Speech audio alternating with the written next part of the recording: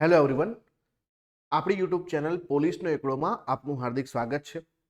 હવે હમણાં જ આ સન્ડેના દિવસે જીએસએસબી દ્વારા એક પેપર લેવામાં આવ્યું જેનું નામ છે ગ્રાફિક ડિઝાઇનર, અને આ પેપર જે છે એ તમારી આવનારી તમામ પરીક્ષાઓ માટે ઉપયોગી થશે. જો તમે હાલમાં સીસીની પરીક્ષા આપો છો તેની અંતર્ગત જે છે તમારું મેથ્સ રીઝનિંગ, આપણે ઓલરેડી આ પેપરના 1 થી 60 ક્વેશ્ચન આપણી યુટ્યુબ ચેનલ નોબલ સ્ટડી એકેડેમીમાં કરાયેલા છે. અહીંયા હું ફરીથી એકવાર લખી દઉં છું ચેનલનું નામ, નોબલ સ્ટડી એકેડેમી. આ ચેનલ ઉપર મેં 1 થી 60 ક્વેશ્ચન જે મેથ્સ રીઝનિંગના છે કરાયેલા છે. હવે આનાથી આગળના જે ક્વેશ્ચન જે છે એ આપણે આના અંતર્ગત જોઈશું, જેમાં બંધારણના પણ પ્રશ્નો છે, કરંટ અફેરના પણ પ્રશ્નો છે, ઇંગ્લિશના પણ છે, ગુજરાતીના પણ પ્રશ્નો છે. તો આ બધા રિલેટેડ પ્રશ્નોની ચર્ચા આપણે આજના વિડીયોમાં કરીશું. બરાબર છે? તો ચલો સ્ટાર્ટ કરીએ. સૌથી પહેલા જે છે અહીંયા 61મા નંબરનો ક્વેશ્ચન છે કે નીચેનામાંથી કયો અધિકાર સ્વતંત્રતાના અધિકાર કલમ 19, 20, 21, 22 હેઠળ સમાવિષ્ટ નથી? હવે જનરલી અત્યાર સુધી ક્લાસ 3ની પરીક્ષાઓમાં કેવું પૂછાતું કે તમને ડાયરેક્ટલી કલમો પૂછી લેવામાં આવતી. હવે તમને એક્ઝેક્ટલી એ યાદ હોવું જોઈએ કે ભાઈ કઈ કલમમાં શું આવે. જેમ કે અહીંયા તમને એવું પૂછ્યું છે કે સ્વતંત્રતાનો અધિકાર હેઠળ શું આવતું નથી. હવે આપણે ઓપ્શન જોઈએ કે વાણી અભિવ્યક્તિની સ્વતંત્રતાનો અધિકાર, તો આર્ટિકલ 19માં આવશે, એટલે એ જવાબ આપણો નહીં હોય કેમ કે નથી એવું પૂછ્યું છે. બીજું છે મંડળો અથવા યુનિયનો અથવા સહકારી મંડળીઓ બનાવવાનો અધિકાર, એ પણ આર્ટિકલ 19 હેઠળ આવશે. શાંતિપૂર્ણ રીતે હથિયાર વિના ભેગા થવાનો અધિકાર, એ પણ આર્ટિકલ 19 હેઠળ આવશે. અને ઇવન વ્યવસાયને ચાલુ રાખવાનો અધિકાર પણ આર્ટિકલ 19 હેઠળ આવે છે. પણ અહીંયા આ જે છે એના અંતર્ગત અનૈતિક અથવા જોખમી હોય આ વ્યવસાય લખ્યું છે, એટલા માટે ખોટું છે. બાકી આર્ટિકલ 19 હેઠળ આપણને વ્યવસાયો ચાલુ રાખવાની છૂટ મળે છે, પણ આપણે જે છે અનૈતિક અનએથિકલ જે છે બિઝનેસીસ ના કરી શકીએ, જોખમી હોય ના કરી શકીએ, જેને આપણે શું કહીએ છીએ રિઝનેબલ રેસ્ટ્રિક્શન, કે સરકાર દ્વારા આપણા ઉપર અમુક પ્રકારના જે છે જે બંધનો મૂકવામાં આવે છે. ભલે આપણા અધિકારો જે છે આપણને મળ્યા છે, તો બીજી તરફ જે છે અધિકારો પર ક્યાંક ને ક્યાંક જે છે સરકાર દ્વારા રોકથામો, યોગ્ય રોકથામો લગાવવામાં આવે. આને કહેવાય રિઝનેબલ રેસ્ટ્રિક્શન, યોગ્ય રોકથામ. નૈતિક, અનૈતિક અથવા જોખમી, એટલે કે અનૈતિક અને જોખમી હોય વ્યવસાય આપણે ચાલુ રાખી શકીએ નહીં. સાથે જ્યાં સરકારની મોનોપોલી હોય, સરકારે પોતાના હસ્તક જે ઉદ્યોગો રાખ્યા હોય, એમાં પણ આપણી જે છે બરાબર આપણે એમાં એન્ટર થઈ શકીએ નહીં. તો વર્ષો પહેલા 1991 પહેલા ઘણા બધા ઉદ્યોગો રિઝર્વેશન હતા ને, સરકાર પાસે જેનું જે છે પર્ટિક્યુલર કંટ્રોલ હતો, એમાં આપણે કોઈ ખાનગી પ્લેયર જઈ શકે નહીં. તો આ ક્વેશ્ચનનો આન્સર જે છે ઓપ્શન નંબર 2 છે. બરાબર છે? ચલો આગળ વધીએ. બીજો ક્વેશ્ચન એવું કહે છે કે ભારતના બંધારણની કલમ 310 મુજબ કેન્દ્રની સંરક્ષણ અથવા જાહેર સેવામાં દરેક વ્યક્તિ તેનો હોદ્દો ખાલી જગ્યાની મરજી સુધી ધરાવે છે. હવે ધ્યાન આપજો કે આપણા દેશના સર્વોચ્ચ નેતા કોણ છે? હવે જે લોકોએ બંધારણ નથી ભણાયા એ વડાપ્રધાન કહેશે, પરંતુ તમને બધાને ખબર છે કે ભારતના બંધારણ મુજબ સર્વોચ્ચ નેતા, સર્વોચ્ચ વડા જે છે આપણા રાષ્ટ્રપતિ છે. અને એટલા માટે મોટા ભાગના પદો જે છે રાષ્ટ્રપતિની જે છે મરજી મુજબ જ પોતાનો હોદ્દો ધરાવે છે. આપણે કેન્દ્રની વાત કરીએ તો ત્યાં મોટાભાગના હોદ્દા રાષ્ટ્રપતિના દ્વારા જ હોય. ઇવન વડાપ્રધાનને પણ જે છે રાષ્ટ્રપતિ શપથ લેવડાવે છે. જેટલી પણ બંધારણીય સંસ્થાઓ છે એના જે પણ સભ્યો છે, એના અધ્યક્ષ છે, એમને પણ રાષ્ટ્રપતિ શપથ લેવડાવે છે. તો રાષ્ટ્રપતિની મરજી હોય ત્યાં સુધી આ લોકો હોદ્દો ધરાવે છે, આપણે આવું કહી શકીએ. ચલો ત્યાર પછીનો સવાલ જે છે શું કે પછી સવાલ છે કે ભાઈ સ્વર્ણસિંહ સમિતિની ભલામણો પર 42માં બંધારણીય સુધારા અધિનિયમ 1976 દ્વારા બંધારણના ભાગ નંબર 4A માં ખાલી જગ્યાનો સમાવેશ કરવામાં આવ્યો છે. હવે આ ક્વેશ્ચન જો તમે થોડી ઘણી તૈયારી કરીએ છે, તમને ખબર છે કે ગિનિસ બુકમાં નામ લખાયો ક્વેશ્ચન છે, વારંવાર પૂછાય છે કે ભાઈ મૂળ બંધારણમાં આપણી પાસે જે છે બરાબર જે ભાગ હતા આપણે ભણી ચૂક્યા, બરાબર કે ભાઈ ભાગ 1, 2, 3, 4 આવી રીતે ટોટલ 22 ભાગ હતા. પણ પાછળથી આપણે જે છે બીજા 4 નવા ભાગ એડ કર્યા છે અને એક ભાગ રદ કર્યો છે. 7મો ભાગ રદ કર્યો છે અને નવા 4 ભાગ એડ કર્યા છે પાછળથી. અને આ 4 ભાગોમાંનો એક ભાગ છે ભાગ નંબર 4A. હવે આ ભાગ નંબર 4A શેના લગતો છે? અહીંયા તમને 42મો સુધારો પણ આપી દીધો, 1976 સ્વર્ણસિંહ સમિતિ પણ લખી દીધી. તો સીધો મતલબ છે કે આ જે છે મૂળભૂત ફરજો છે. શું છે ભાઈ? Fundamental duties. અને આ ફંડામેન્ટલ ડ્યુટીઝ કયા દેશના બંધારણમાંથી લીધી છે? આપણે યુએસએસઆર, જેને આપણે વર્તમાનમાં રશિયા કહીએ છીએ. આ જે છે પૂર્વ સોવિયત સંઘ કહેવાય છે, અને અત્યારે હાલમાં જેને આપણે રશિયા તરીકે ઓળખીએ છીએ, આ દેશના બંધારણમાંથી આપણે આ મૂળભૂત ફરજોનો ખ્યાલ વિકસાયો છે. મૂળ રીતે તો આપણે 10 જ ફરજો હતી, પરંતુ પાછળથી એક બંધારણમાં સુધારો કરી અને આપણે જે છે 11 ફરજો લાગુ કરી છે. હવે થોડા ડિટેલમાં જાઓ તો સ્વર્ણસિંહ સમિતિની ભલામણ જે છે એવું તમને પૂછે કે એમણે જે છે કેટલી ભલામણો કરી હતી, તો તમારે કમેન્ટમાં લખવાનું છે. અને ઇવન એમની ભલામણમાં તો એ પણ હતું કે ભાઈ કર જે છે ભરવો એ નાગરિકની ફરજ હોવી જોઈએ, ના ભરે તો સરકાર એને દંડ કરી શકે એ પણ જોગવાઈ હોવી જોઈએ. આ બધી જોગવાઈઓ હોવા છતાં આપણે એને લાગુ નથી કરી, પરંતુ એ છતાં આપણે 10 ભલામણો બંધારણમાં એડ કરી અને પાછળથી 11મી એટલે કે ટોટલ 11 મૂળભૂત ફરજો આપણા દેશના બંધારણના ભાગ નંબર 4A અને તમને કલમ પૂછે તો 51A માં છે. અનુચ્છેદ જે છે 51A માં આપણે મૂક્યું છે. ચલો આગળ વધીએ. ભારતના બંધારણના અનુચ્છેદ 36 થી 51 રાજ્ય નીતિના માર્ગદર્શક સિદ્ધાંતો ધરાવે છે. હવે આપણને અહીંયા ટૂંકમાં બહુ સિમ્પલ સવાલ કહેવાય કે તમને આર્ટિકલો આપી દીધા છે, તમને ભાગ નંબર પૂછ્યો છે, તો મેં પહેલો ક્લાસ તમારો જે છે આ ચેનલ પર જે લીધો છે એમાં એ શીખવાડ્યું છે ને કે ભાઈ ભાગમાં શું આવે, અનુચ્છેદ કેટલાથી કેટલા આવે. તો જુઓ ધ્યાનથી, ભાગ નંબર 1 તમને પૂછે તો આપણે આ આર્ટિકલ 1 થી જે છે 4 સુધી આવશે. ભાગ નંબર 2 પૂછે તો આર્ટિકલ 5 થી લઈને 11 સુધી આવશે. ભાગ નંબર 3 પૂછે જેની આપણે હમણાં જ વાત કરી, ફંડામેન્ટલ રાઇટ્સ, મૂળભૂત અધિકારો, જેમાં આર્ટિકલ જે છે 12 થી લઈને 35 સુધી આવશે. અને ભાગ નંબર 4 પૂછવામાં આવે તમને તો ત્યાં આવશે જવાબ કે ભાઈ આર્ટિકલ 36 થી લઈને આર્ટિકલ 51 સુધી આવશે. અને ભાગ નંબર 4A માં આર્ટિકલ 51A એક જ આવશે. તો હવે આપણને પૂછ્યું શું, 36 થી 51 રાજ્ય નીતિના માર્ગદર્શક સિદ્ધાંતો, directive principal of state policy, કે જેનો જવાબ શું આવશે, ભાગ નંબર 4 આવશે. ક્લિયર? તો ભાગ નંબર 4 જે છે આ ક્વેશ્ચનનો સિમ્પલ જવાબ છે. આગળ વધીએ. આગળનો ક્વેશ્ચન શું કહે છે કે નીચેનામાંથી કઈ પદ્ધતિ કેન્દ્ર તરફથી રાજ્યોને કરવામાં આવતી ભંડોળની ફાળવણીની પદ્ધતિ નથી? આ થોડો મુશ્કેલ સવાલ કહેવાય, પણ તમે જો ઓપ્શન વાંચો તમને આવડી જાય કે ભાઈ યુનિયન એક્સાઇઝ ડ્યુટીની અનુમતિપૂર્ણ વહેંચણી, જે યુનિયન એક્સાઇઝ ડ્યુટી આવે તો રાજ્યો સાથે વહેંચણી થાય. આવક પર યુનિયન ટેક્સની ફરજિયાત વહેંચણી, યુનિયન ટેક્સ જે છે તો એની રાજ્યો સાથે વહેંચણી થાય. રાજ્યોનો કેન્દ્રીય ફરજો અને કરની ફાળવણી, તો એ જે પણ ફાળવણી કરવાની. પણ સીધું અહીંયા છે કે ભાઈ કંપનીઓને લોન આપવી. હવે સરકારોની વાત છે તો રાજ્યોની કંપનીઓની ક્યાં વાત આવશે? તો સીધો જવાબ અહીંયા જે છે ઓપ્શન નંબર બી આવશે કે આવી કોઈ જોગવાઈ હોતી નથી. આમ જોવા જાવ તો ઘણી બધી અલગ અલગ ટેક્સની સિસ્ટમો છે અને ટેક્સની સિસ્ટમમાં કયો ટેક્સ જે છે રાજ્યને ઉઘરાવવાનો થાય, કેન્દ્રએ વેચવાનો થાય, રાજ્યએ જે પોતાની પાસે રાખવાનો થાય, આ બધી બાબતો બંધારણમાં છે. તો નાણાકીય સંબંધો ચેપ્ટરમાં આ તમે સરસ મજાથી ભણી શકો છો. ચલો આગળ વધીએ. હવે તો બહુ સિમ્પલ સવાલ છે કે ખાલી જગ્યા દેશના બંધારણના ઘડાયેલા કાયદાઓના આધારે ભારતના નાગરિકોને ન્યાય સુનિશ્ચિત કરે છે. ન્યાય શબ્દ આવી ગયો. ન્યાય સુનિશ્ચિત કરવાનું કામ કોનું? ન્યાયતંત્રનું. આમ તો જુઓ સરકારના 3 અંગો છે. એક તો છે કાયદાકીય અંગ, જેને આપણે ધારાસભા બોલીએ છીએ. આ ધારાસભાનું કામ શું છે ભાઈ? કાયદા ઘડવાનું છે, કાયદા બનાવવાનું કામ જે છે આ પર્ટિક્યુલર અંગનું છે. પછી આવશે આપણી કારોબારી. કારોબારી એટલે આપણે શું બોલીએ છીએ? એક્ઝિક્યુટિવ બોલીએ છીએ. આ એક્ઝિક્યુટિવનું કામ શું છે ભાઈ? વહીવટ કરવો, કાયદાને લાગુ કરવાનું કામ. અને ત્યાર પછી આવશે આપણું ન્યાયતંત્ર, જેને આપણે જ્યુડિશરી બોલીએ છીએ. આ જ્યુડિશરીનું કામ શું છે કે ભાઈ કાયદા જે છે બરોબર લાગુ થયા છે કે નહીં, કોઈ જગ્યાએ કાયદા જે છે એ ગેરબંધારણીય તો નથી ને, અને કાયદાનો કોઈ ભંગ કરે તો ત્યાં સજા આપવાનું, ન્યાય આપવાનું કામ આપણા ન્યાયતંત્રનું છે. તો 3 અંગો સરકારના, ત્રણેયના કામ આપણે સ્પષ્ટ કર્યા. આગળ વધીએ. આગળનો ક્વેશ્ચન શું કહે છે કે ખાલી જગ્યા એ કલમ 76 હેઠળ સર્વોચ્ચ સ્થાન ધરાવતા કાયદા અધિકારી છે અને સરકારના મુખ્ય કાનૂની સલાહકાર છે અને તેમની નિમણૂક ભારતના રાષ્ટ્રપતિ કરે છે. મારું એક સ્લોગન છે, કદાચ જો તમે મારી પાસે ભણ્યા હશો તો આવું લખું છું, એજી પે સિર્ફ મેરા હક. અને આવું કોણ બોલે છે? ઉવાચ રાષ્ટ્રપતિ. રાષ્ટ્રપતિ એવું કહે છે કે એજી પે સિર્ફ મેરા હક, એટલે કે એટોર્ની જનરલ જે છે આ પદ ઉપર મારો અધિકાર છે. તો આ પદની તમામ શરતો હું નક્કી કરીશ.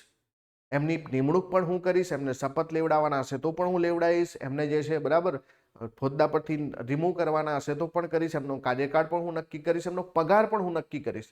હું જેટલો પગાર નક્કી કરીશ એટલો જે છે સંસદ ચૂકવશે. તો બધું જે છે કોણ નક્કી કરે છે? રાષ્ટ્રપતિ નક્કી કરે છે. તો આ જે છે એટોર્ની જનરલ જે છે એ એકચ્યુઅલીમાં કેન્દ્રના સર્વોચ્ચ કાયદા અધિકારી છે. હા, ભલે સર્વોચ્ચ કાયદા અધિકારી છે પરંતુ પૂર્ણકાલીન જે છે બરાબર વકીલ નથી. એનો સીધો મતલબ છે કે સરકારના જે છે એ નોકર નથી. એ જે સરકારનું જેટલું પણ કામ છે એ કરી દેશે, પછી પોતાનું પણ જે છે પ્રાઇવેટ કોઈ પ્રેક્ટિસ કરવી હોય તો કરી શકે. એટલે પૂર્ણકાલીન જે છે કોઈ કર્મચારી નથી, પણ સર્વોચ્ચ અધિકારી છે કાયદાના.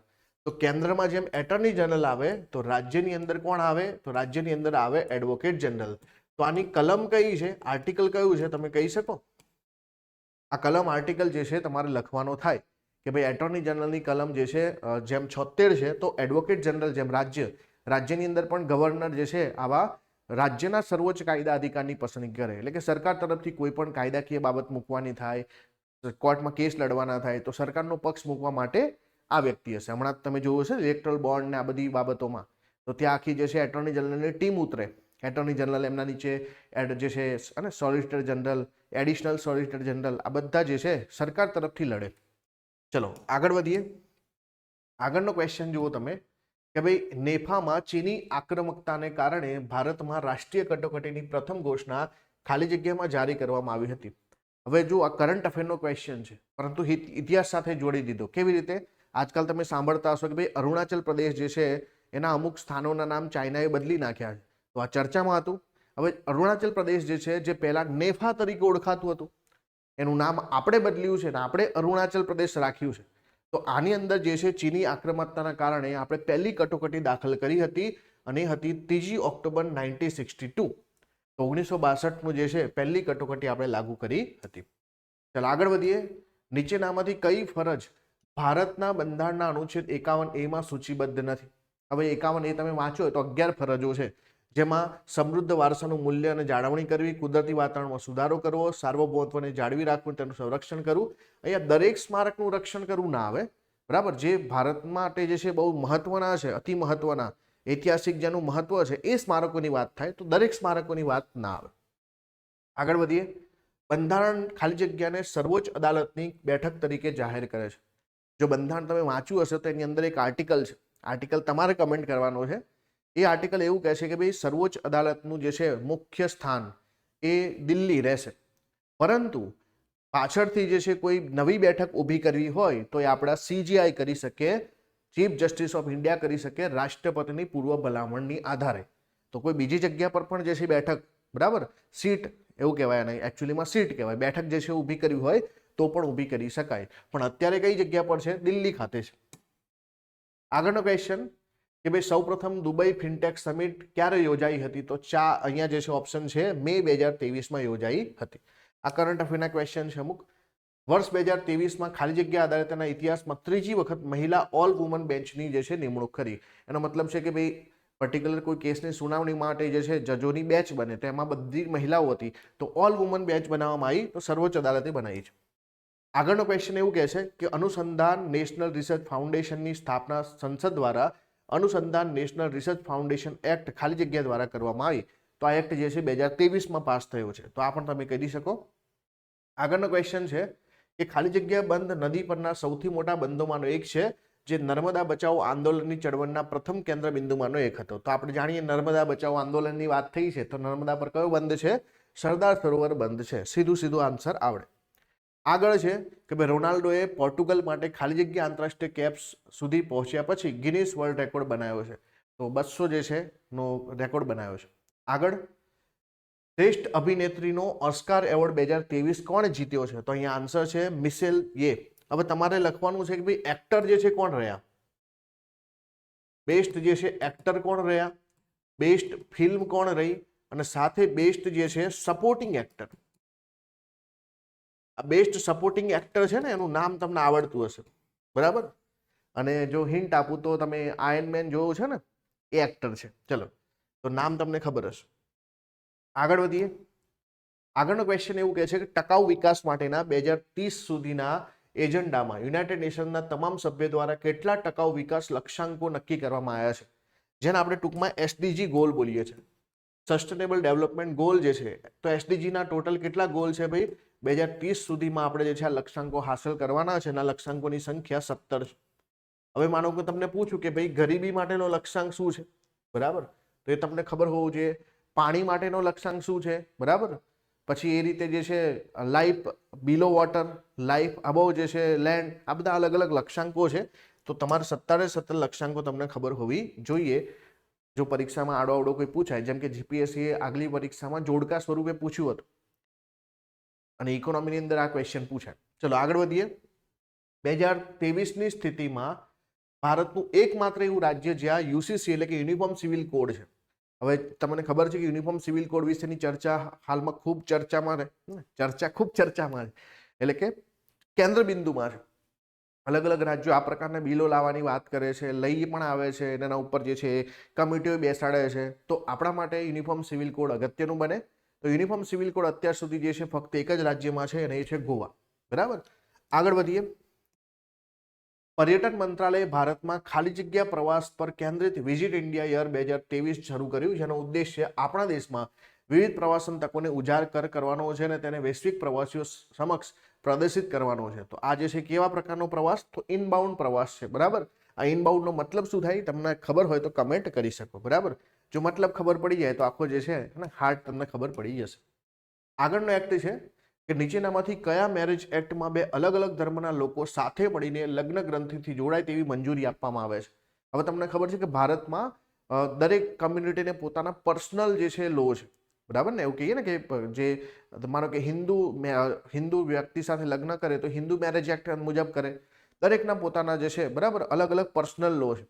પણ જ્યારે બે અલગ અલગ કમ્યુનિટીના લોકો એક સાથે લગ્ન કરવા માંગતા હોય તો એના માટે સરકારે વ્યવસ્થા કરી છે અને એ વ્યવસ્થા છે સ્પેશિયલ મેરેજ એક્ટ 1954, જેને તમે સિમ્પલ ભાષામાં કોર્ટ મેરેજ બોલો છો. બરાબર ને? તો એ આ એક્ટ અંતર્ગત હોય છે, સ્પેશિયલ મેરેજ એક્ટ 1954, અને આ ખૂબ ચર્ચામાં રહે છે અને એમાંથી સવાલ આવ્યો.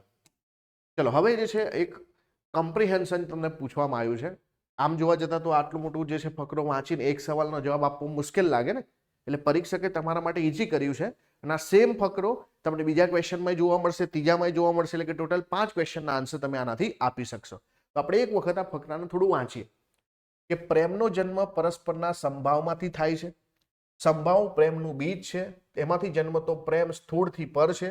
એ ચાહે છે કે પરસ્પરના હૃદયનું આકર્ષણ, હૃદયનો વિનિમય, પરસ્પરના હૃદયનું પૂજન, ત્યાં સુધી તેનું સ્વરૂપ ઉદ્વગામી છે, પરસ્પરને પાવન કરનારું છે. પરંતુ સંભાવમાંથી જન્મેલા પરસ્પરના હૃદય એક્યને ચાહતો પ્રેમ સ્ત્રી અને પુરુષ વચ્ચે બંધાય છે ત્યારે એના સ્વરૂપને સમજવું જે છે ખૂબ જરૂરી છે. એની બે પાંખો, એક સૂક્ષ્મ, બીજી સ્થૂળ.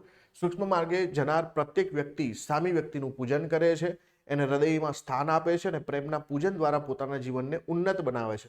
પરંતુ પ્રત્યેક વ્યક્તિ જ્યારે બીજી પાંખે, સ્થૂળ પાંખે ચાલી જાય છે ત્યારે પોતાનો વિનાશ નોતરે છે. સ્થૂળ સૌંદર્યને ચાહનારા કદી પણ સુખ પ્રાપ્ત કરી શકતા નથી, જે એ ખાતરી રાખજો. હવે તમને અહીંયા લખ્યું છે કે ફકરાને નીચેનામાંથી કયા સંક્ષેપ તમને ઉત્તમ લાગે છે? એટલે 4 ઓપ્શન વાંચવા પડે. સ્થૂળ સૌંદર્યને ચાહનારા સુખી થાય છે. તારે અહીંયા શું લખ્યું છે? સ્થૂળ સૌંદર્યને ચાહનારા કદી પણ સુખી થતા નથી. એટલે પહેલું વાક્ય ખોટું થઈ જશે. સ્ત્રી અને પુરુષ વચ્ચે પ્રેમ બંધાય છે. હવે એ તો જે છે સામાન્ય વસ્તુ છે, પણ અહીંયા શું લખ્યું છે કે એકબીજાને જે પરસ્પર હૃદય એક્યને ચાહતો પ્રેમ સ્ત્રી અને પુરુષ વચ્ચે બંધાય છે. પરસ્પરના સંભાવથી જન્મેલ સૂક્ષ્મ પ્રેમમાંથી સુખ મળે છે. અહીંયા એ જ લખ્યું છે ને, બે પાંખો છે, એક સૂક્ષ્મ અને બીજી સ્થૂળ. તો જ્યારે બંને વચ્ચે જે છે સૂક્ષ્મ જે છે પ્રેમ થાય તો સુખ પ્રાપ્ત થાય છે. સ્ત્રી પુરુષનો પ્રેમ સ્થૂળ હોય છે? ના ભાઈ, બંને પ્રકારનો પ્રેમ છે એ લખ્યું ને, સૂક્ષ્મ પણ હોઈ શકે, સ્થૂળ પણ હોઈ શકે. તો આ પણ ખોટું છે. તો આ ક્વેશ્ચનનો આન્સર આવે. હવે જુઓ, સેમ જે છે ફકરો છે, ક્વેશ્ચન બદલાશે. બરાબર? એટલે તમારે ફકરો ફરીથી વાંચવાની જરૂર નથી. ફકરાનો જે છે કેન્દ્રવર્તી વિચાર શું છે? તો ફકરાનો કેન્દ્રવર્તી વિચાર શું છે? પ્રેમનું સ્વરૂપ. બે પ્રકારના પ્રેમની વાત કરીએ, એક સ્થૂળ અને એક સૂક્ષ્મ. ચલો ત્યાર પછી જો આગળ જઈએ તો વિનાશ શબ્દનો વિરુદ્ધાર્થી શું થાય? વિનાશનો જે છે, વિનાશ એટલે ડિસ્ટ્રક્શન, તો આપણું જે છે સર્જન થવું જોઈએ, તો સર્જન જે છે એનો વિરુદ્ધાર્થી શબ્દ છે. ત્યાર પછીનો ક્વેશ્ચન અહીંયા લખ્યો છે કે પાવન શબ્દ એટલે શું? પાવન એટલે પવિત્ર. Simple question. અને 5મો ક્વેશ્ચન કે પોતાનું જીવન કોણ ઉન્નત બનાવી શકે? ફકરાના આધારે જે છે જણાવો. તો અહીંયા ચોખ્ખું લખ્યું છે કે તમે જે છે અને પ્રેમના પૂજન દ્વારા પોતાના જીવનને ઉન્નત બનાવે છે. પણ આ કયો પ્રેમની વાત કરવામાં આવશે? સૂક્ષ્મ માર્ગે જનાર વ્યક્તિ. બરાબર? સ્થૂળ તો લખ્યું છે ને કે તમને સુખ જ પ્રાપ્ત નહીં થાય, તો આ જે જવાબ જાય ડાયરેક્ટલી અહીંયા આવશે. તો આ તમારા જે છે ક્વેશ્ચનના આન્સર થયા. હવે બીજું એક જે છે તમને અહીંયા આપેલું છે ઇંગ્લિશનો ક્વેશ્ચન. ઇંગ્લિશનો ક્વેશ્ચન શું કહે છે? એ પણ કમ્પ્રિહેન્શન છે કે Sanskrit language is old Indo-Aryan language in which the most ancient document are the Vedas composed in what is called Vedic Sanskrit. Although Vedic document represent the dialect that then found in the northern midland of Indian subcontinent and areas immediately east thereof. The very earliest texts including the Rig Veda, which scholar generally ascribe the approximately 1500 BCE stem from the northwestern part of the subcontinent, the area of the ancient Sevan River, what is generally called classical Sanskrit, but is actually a language close to late Vedic as then used in the northwest of the subcontinent, was elegantly described in one of the finest grammar ever produced, the Ashtadhyayi, composed by Panini. The Ashtadhyayi in turn was the object of a rich common literature document of which are known from the time of Katyayana બરાબર onwards. In the same Panini tradition, there was a long history of work on semantic and the philosophy of language, the pinnacle of which is represented by the Vakya Padiya of Bharthari. બરાબર ભરથરી. તો આ જે છે એક પ્રકારે સંસ્કૃત અને એની આસપાસના સાહિત્ય વિશેનો જે છે એક તમને પેસેજ આપેલો છે. તો જુઓ લખો અહીંયા choose the correct antonym of the world pinnacle. પિનેકલનું શું મતલબ થાય? પિનેકલ એટલે કે ભાઈ કોઈ પણ પર્વત હોય ને એની સર્વોચ્ચ ટોચ હોય એને પિનેકલ કહેવામાં આવે. તો જે છે એનો મતલબ શું થાય? જેનિથ એનો મતલબ પણ શું થાય? સર્વોચ્ચ થાય. હાર્બિંજર એ પણ એનો મતલબ થાય. તો જે નાદિર જે છે બરાબર એટલે કે સૌથી પડતી નીચેનું જે છે જગ્યા તમે કહી શકો, તો એનો એન્ટોનિયમ એટલે કે વિરોધાર્થી થાય. ત્યાર પછીનો ક્વેશ્ચન શું લખ્યું છે? Choose the correct summary of passage from option given below. તમને ઓપ્શન વાંચવાના છે અને એના આધારે જે આ ફકરો છે પેસેજ એનું જે છે કહેવાનું કે ભાઈ તમે એની સમરી છે. તો passage discuss the importance of Sanskrit. The passage explain the evolution and grammar of Sanskrit. તો એકચ્યુઅલીમાં સંસ્કૃતનો ઇતિહાસ કયો કે સંસ્કૃતના જે છે એની સાથે જે છે ગ્રામર જે સંસ્કૃતનું છે એની વાત કરી. તો પાણીની અષ્ટાધ્યાયી શું છે? સંસ્કૃતના ગ્રામરનું જે છે એકચ્યુઅલી અધ્યયન છે, તો એટલા માટે એની વાત કરવામાં આવી છે. આગળ વધીએ. આગળનો ક્વેશ્ચન છે identify the central theme of passage. કેન્દ્રવર્તી થીમ શું છે પેસેજની? Language of Veda, school of Sanskrit language, a brief history of Sanskrit language. તો જોયું ને આપણે કે સંસ્કૃત લેંગ્વેજની એક બ્રીફ ટૂંકી જે છે હિસ્ટ્રી આપી છે, અને એ ટૂંકી હિસ્ટ્રી કેવી છે? એક લોંગ જે છે કહેવાય ને પીરિયડની હિસ્ટ્રી એક સંક્ષિપ્તમાં આપેલી છે. તો brief history of Sanskrit language આ જે છે એનો આન્સર થશે. આગળ વાત કરીએ તો according to the passage which of the following is not true? Vedic Sanskrit represent the region north west of seven river. તો અહીંયા વૈદિક સંસ્કૃત રિપ્રેઝેન્ટની વાત કરી છે. તો અહીંયા ફરીથી જુઓ તમે વાંચો, સેવન રિવરનું જે વાત કરવામાં આવી છે તો એ શેની વાત કરેલી છે કે ભાઈ અહીંયા બરાબર ઓલ્ધો રિપ્રેઝેન્ટ ડાયલેક્ટ, અને તમે પછી અહીંયા વાંચો ઋગ્વેદ સ્કોલર જે છે area of ancient seven river, તો એ જે છે નોર્થ વેસ્ટર્ન પાર્ટની વાત કરેલી છે. તો north western part of સબકોન્ટિનેન્ટ the area of ancient seven river, તો અહીંયા એકચ્યુઅલીમાં શેની વાત કરેલી છે બરાબર? તો અહીંયા એ મુજબ જે છે વૈદિક સંસ્કૃત નથી લખ્યું બરાબર, લેટ વૈદિક પીરિયડની વાત કરી છે, એટલા માટે જે છે એ ખોટું છે. ચલો આગળ વધીએ. આગળનો ક્વેશ્ચન શું કહે છે?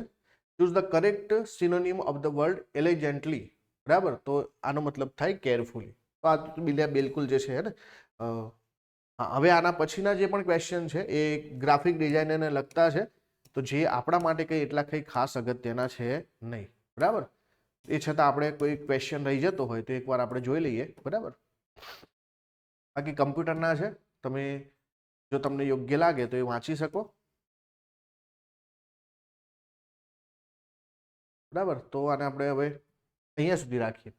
તો આગળનું જે છે મેથ્સ રીઝનિંગનું પેપર મેં ઓલરેડી કરાવી દીધું છે. હવે આપણે આની અંદર જે છે બંધારણના પ્રશ્નો, કરંટના પ્રશ્નો, ઇંગ્લિશ અને ગુજરાતી કમ્પ્રિહેન્શન જોયું છે. તો જો વિડીયો ગમે તો લાઇક શેર જરૂરથી કરજો. All the best. Thank you.